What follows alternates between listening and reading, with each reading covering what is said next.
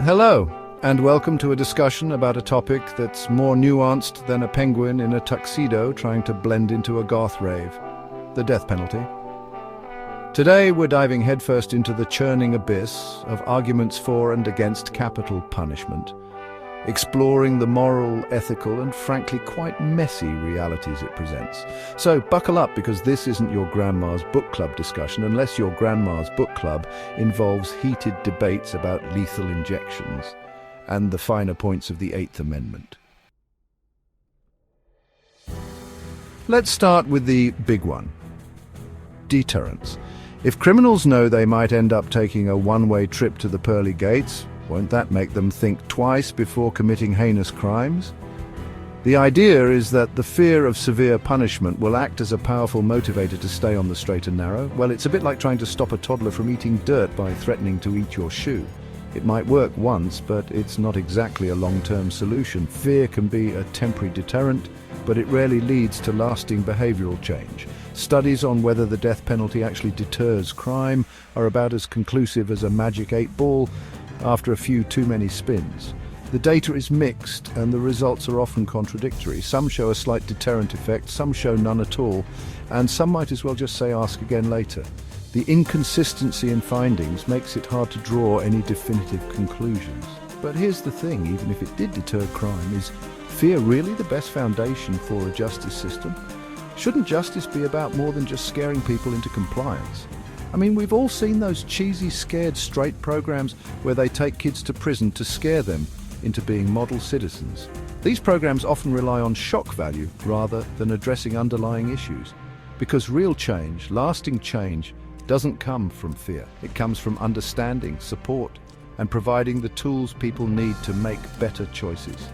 It comes from addressing the root causes of crime, poverty, lack of opportunity, and a society that often feels more like a pressure cooker than a melting pot. By tackling these issues, we can create a more just and equitable society for everyone.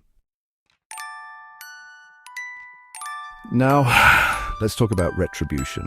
Because, let's be honest, there's a primal part of us that screams for justice, for the scales to be balanced, especially when something truly horrific happens. But here's the rub: can we as a society really claim the moral high ground when we're stooping to the level of taking a life for a life? It's like trying to put out a fire with gasoline. Sure, it might feel satisfying in the moment, but it's ultimately going to cause more destruction in the long run. And what about the families of victims? They deserve justice, right? They deserve closure. But is the death penalty really providing that? Or is it just perpetuating a cycle of violence and pain? Now, let's talk about something everyone loves to debate: money. You might think, hey, strapping someone to a gurney and pushing a few buttons can't be that expensive, right? Oh, my sweet summer child. The death penalty is about as fiscally responsible as a kleptomaniac let loose in a diamond store. It's about the years, sometimes decades, of appeals, the legal fees, the housing of death row inmates in supermax prisons. We're talking millions of dollars per case, folks. Millions that could be spent on, actually preventing crime in the first place. Education, rehabilitation programs, mental health services.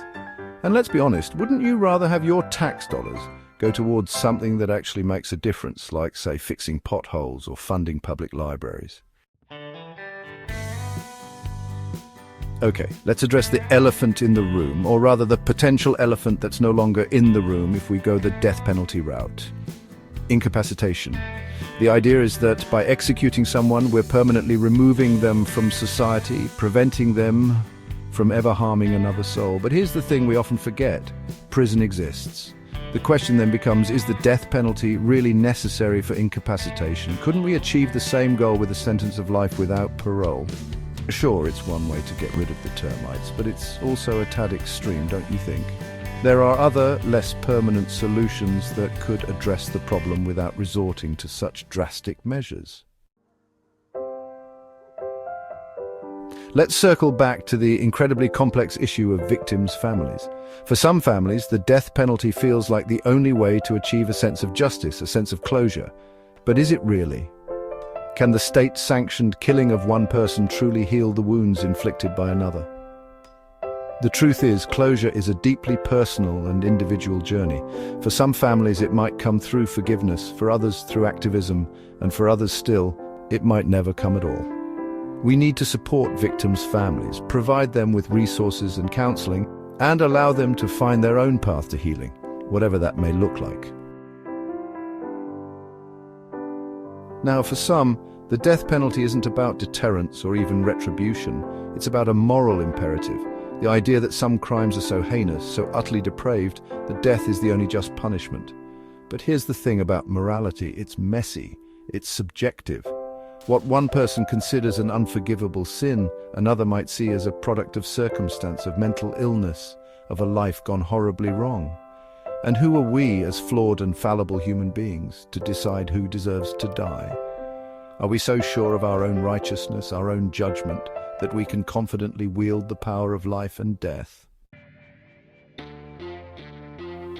Here's a real head-scratcher for you. Some argue that the death penalty actually upholds the sanctity of human life. The logic goes something like this. By executing murderers, we're sending a message that taking a life is wrong, that it has consequences, and that we, as a society, value human life so much that we're willing to take a life to prove it. Because how can you claim to value human life while simultaneously extinguishing it? If we truly value human life, shouldn't we be doing everything in our power to preserve it, to rehabilitate even those who have committed terrible crimes, to break the cycle of violence instead of perpetuating it? Now let's talk about everyone's favorite topic, public opinion. Because in a democracy, the will of the people is supposed to be paramount, right? And for a long time, public support for the death penalty was about as high as a giraffe on stilts wearing a top hat. But here's the thing about public opinion.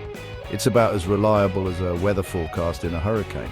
It shifts, it changes, it's swayed by the latest news cycle and the loudest voices in the room. And increasingly, people are starting to realize that the death penalty isn't the simple black and white issue they once thought it was. Because at the end of the day, justice shouldn't be dictated by opinion polls. It should be based on facts, on evidence, and on a commitment to fairness and equality for all. Okay, let's talk about the elephant in the room that's wearing an orange jumpsuit. The very real and very terrifying possibility of executing an innocent person is something we cannot ignore. Because here's a fun fact that's about as fun as a root canal. The justice system isn't perfect, and it never has been. In fact, it's run by humans, which means it's about as flawed as a discount store piñata. It looks good from afar, but once you start hitting it, things get messy real fast. Mistakes are inevitable. And when it comes to the death penalty, even one innocent life taken is one too many. Appeals can be denied, DNA evidence can be lost or contaminated, leading to irreversible consequences. And sometimes, the system just gets it plain wrong despite the best intentions. And when that happens, there's no going back. The damage is permanent. There's no undoing the execution, no bringing back the innocent life that was extinguished in the name of justice. The loss is forever. Now, for the final act, let's address the counter-argument that often rears its head like a stubborn weed in the garden of this debate. If we abolish the death penalty, what's the alternative? What do we do with those who have committed the most heinous of crimes? Won't these hardened criminals just be released back into society to wreak havoc once more? The fear of recidivism is a valid concern, but there are measures in place to prevent this. We have this nifty little thing called life without the possibility of parole. It's a sentence that ensures these individuals remain behind bars for the rest of their lives. It's like regular life, but with fewer birthday parties and a lot more orange jumpsuits. The daily routine is monotonous and the freedom to make choices is severely restricted. The prison system itself is riddled with problems: overcrowding, violence, inadequate healthcare. These issues complicate the already harsh reality of life without parole. But it does serve the purpose of incapacitating dangerous individuals, preventing them from harming others while also allowing for the possibility of rehabilitation, however slim that may be. Programs aimed at reforming behavior do exist, even if their success rates are low. And with life without parole, there's at least a possibility of righting that wrong, of offering some semblance of justice to someone who has been unjustly imprisoned. It provides a chance, however small, for redemption and correction of past mistakes. So there you have it. The death penalty debate in all its messy, complicated, morally ambiguous glory. We've explored the arguments, dissected the logic, and hopefully left you with more questions than answers. Because at the end of the day, there's no easy solution, no magic bullet, no single answer that will satisfy everyone. But one thing is clear. This is a conversation that needs to continue. We need to keep talking, keep questioning, keep pushing for a justice system that is truly just, one that values human life, upholds the rights of all, and reflects the best of who we strive to be as a society.